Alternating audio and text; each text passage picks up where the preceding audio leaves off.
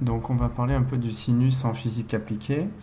Donc le sinus en physique appliquée, on représente l'amplitude en fonction du temps. Donc là ici on a un sinus qui est tracé. Dans ce sinus on peut lire un certain nombre d'informations. La première information c'est la période. Donc la période c'est la durée entre un point qui est ici, qui se répète, donc le suivant qui est là. Donc là ici j'ai pris les deux temps qui sont tout en bas. On pourrait prendre par exemple des points ici en plein milieu jusqu'au prochain point en plein milieu. Alors il faut bien faire attention, ici vous voyez que le sinus c'est un endroit où il est en train de monter, donc le prochain point c'est forcément un endroit où il est en train de monter.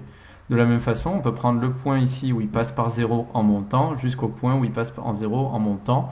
Mais on pourrait aussi très bien le prendre ici, le temps entre le haut de la bosse et le temps de la haut de la bosse.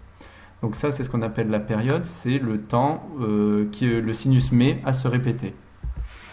Donc cette période-là, elle nous permet de déduire deux informations ensuite qui sont intéressantes. La première, c'est la fréquence. On la calcule à partir de la formule F égale 1 sur T. Elle s'exprime en Hertz. La seconde, c'est la pulsation.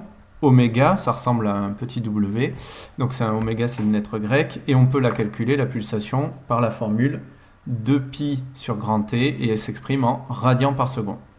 Donc là, je vais effacer un petit peu les différents éléments pour qu'on y voit un peu mieux.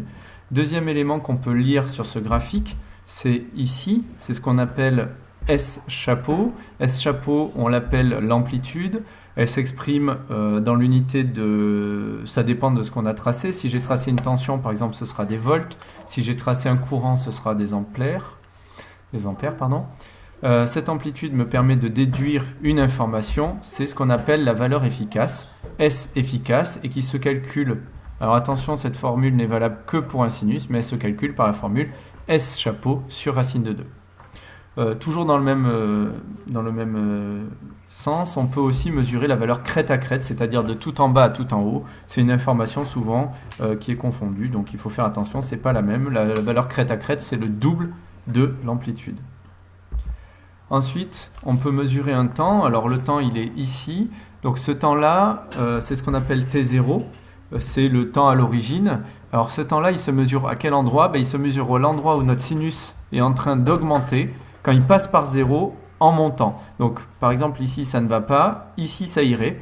Mais je vais toujours prendre entre ici et ici celui qui est le plus proche de l'origine. Donc là, ici, c'est ici. Ce temps à l'origine, T0 se mesure en secondes et il me permet de déduire une valeur qui est très intéressante pour nous, qui est la phase à l'origine. Ici, phi 0, donc c'est pareil, c'est une lettre grecque, et on peut la calculer, la phase à l'origine, phi 0, par la formule moins oméga T0, avec phi 0 qui est en radians, oméga qui est en radians par seconde, et T0 qui est en seconde.